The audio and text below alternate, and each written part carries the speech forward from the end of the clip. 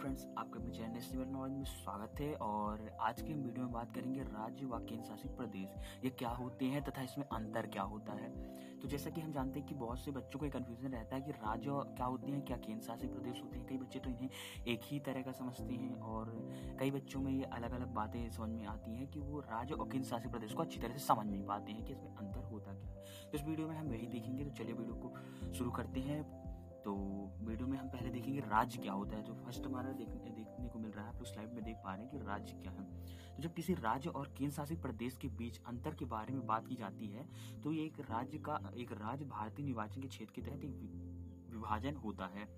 तो राज्य भारतीय निर्वाचन क्षेत्र में विभाजन होता है जिसमें एक अलग सरकार होती है। तो जैसे कि हम लोग जानते हैं कि राज्य सरकार की हर राज्य का एक मुख्यमंत्री होता है। तो हम जानते हैं कि राज्य से जो होता है उसकी जो सत्ता होती है वो मुख्यमंत्री के हाथ में होती है तथा वही उसका कार्यभार संभालता है। लेकिन केंद्र शासित प्रदेश में ऐसा नहीं होता है। केंद्र शासित प्रदेश जो होते हैं उसमें हमारे केंद्र इसका सीधे नियंत्रण केंद्र के द्वारा किया जाता है और प्रधानमंत्री के द्वारा किया जाता है। इसमें किसी भी प्रकार के मुख्यमंत्री कोई हस्तक्षेप नहीं होता है। और कई राज्यों में हमें यह भी देखने को मिलता है कि हर केंद्र शासित प्रदेशों में मुख्यमंत्री भी बनाए गए हैं। तो कुछ ऐसे जिनमें ये केंद्र द्वारा नियंत्रण नहीं बनाया जा सकता है, तो ऐसे राज्यों के लिए मुख्यमंत्री का भी बनाए जाते हैं। तो सबसे पहले केंद्र शासित प्रदेश देख लेते हैं।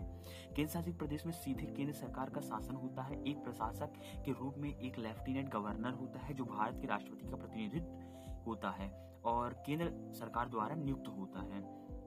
तो ये होता है हमारे केंद्र शासित प्रदेश जिसमें एक केंद्र के द्वारा नियंत्रण होता है तथा कई ऐसे केंद्र शासित प्रदेश होते हैं जिसमें नियंत्रण करना थोड़ा कठिन होता है। तो वहां पर मुख्यमंत्री का समाधान भी होता है। जैसे कि हमारे दिल्ली के मुख्यमंत्री केजरीवाल है। तो दिल्ली के मुख्यमंत्री केजरीवाल है जो कि वहां की सत्ता उनके हाथों पर है तथा इसका नियंत्रण केंद्र सरकार के द्वारा भी सीधे किया जाता है। जैसे हम लोग देखते हैं अभी 2019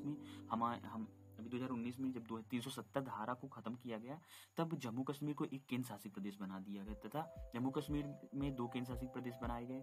जब एक लद्दाख बना दिया गया केंद्र शासित प्रदेश, दूसरा केंद्र शासित प्रदेश बनाया गया जम्मू और कश्मीर।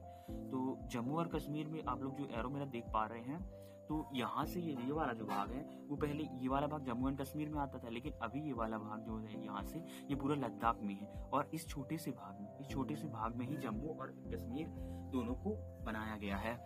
तो इस वाले छोटे भाग में जम्मू कश्मीर को बांटा गया है। तो जैसे कि लद्दाख और जम्मू कश्मीर के केंद्र शासित प्रदेश बनने के बाद अभी केंद्र शासित प्रदेशों की संख्या 9 हो चुकी है और राज्यों की संख्या 28 हो गई है।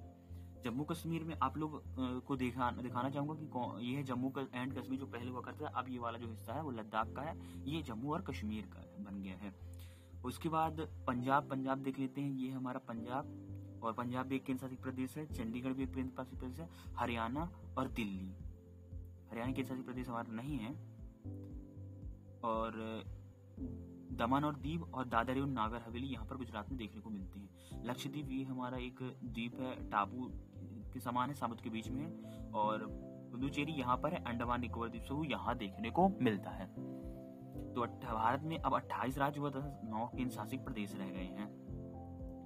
अब हम जो हमारा वीडियो जिस पर था उस पर हम देखते हैं कि राज्य केंद्र शासित प्रदेश में अंतर क्या होता है। तो इस पर हम कुछ अंतर मैंने बनाए हैं, तो वो आपको सभी को ये डिस्कस करने को देखने को मिलेगा क्या अंतर है। तो फर्स्ट पॉइंट है, राज्यों की अपनी चुनी हुई सरकारें होती हैं जबकि केंद्र शासित प्रदेशों में सीधे भारत सरकार का शासन होता है।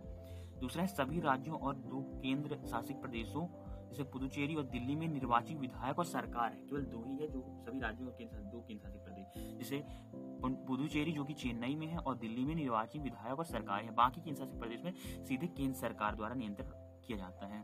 तीसरा पॉइंट देखेंगे, देश के सभी राज्यों को मुख्यमंत्री शासित होते हैं जो कि जनता द्वारा चुने जाते हैं। केंद्र शासित प्रदेश एक प्रशासन द्वारा शासित होता है जिसे राष्ट्रपति द्वारा चुना जाता है। चौथा पॉइंट है, प्रत्येक राज्य में एक राज्यपाल होता है जो कार्यकार प्रमुख के रूप में कार्य करता है। केंद्र शासित प्रदेश के मामलों में राष्ट्रपति कार्यकार प्रमुख तौर पर कार्य करता है। प्रशासन के लिए इसकी विधानसभा और मुख्यमंत्री हैं, क्योंकि केंद्र शासित प्रदेश सीधे केंद्र सरकार या केंद्र सरकार द्वारा शासित होते हैं। पॉइंट नंबर 6 और लास्ट हमारा पॉइंट, राज्य क्षेत्र में बड़े होते हैं जबकि राज्यों की तुलना में केंद्र शासित प्रदेश जो होते हैं अपेक्षाकृत छोटे होते हैं। तो ये रहे हमारे राज्य और केंद्र शासित प्रदेश में अंतर। तो इससे आपको समझ में आ गया होगा कि राज्य और केंद्र शासित प्रदेश किस प्रकार एक दूसरे से अलग है। और कुछ यहाँ देखते हैं, जम्मू और कश्मीर पुनर्गठन अधिनियम 2019 के अनुसार जम्मू और कश्मीर और लद्दाख केंद्र शासित प्रदेश घोषित करने के लिए 31 अक्टूबर की तारीख तय की गई थी यहाँ पर। और ऐसी पहली बार हो रहा है जब किसी राज्य को 2 केंद्र शासित प्रदेशों में बदल दिया जाएगा। अब देश में कुल राज्यों की संख्या 28 है और केंद्र शासित प्रदेशों की अगर हम केंद्र शासित प्रदेशों को देखें तो केंद्र शासित प्रदेश अब 9 रह गए हैं। 9 केंद्र शासित प्रदेश, 28 राज्य। जम्मू कश्मीर के पहले उपराज्यपाल गिरीश चंद्र और मुर्मू हैं तथा लद्दाख के पहले उपराज्यपाल कौन है? राधा कृष्ण माथुर।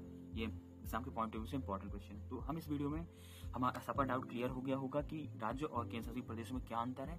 अब मैं अपने अगले वीडियो जो लाऊंगा तो उसमें हम देखेंगे कि कितने राज्य हैं तथा उनके राज्य मुख्यमंत्री और उनके राज्यपाल जो कि एग्जाम में देखने को मिलते हैं, और केंद्र शासित प्रदेश उनके उसको भी हम वीडियो में कवर करेंगे।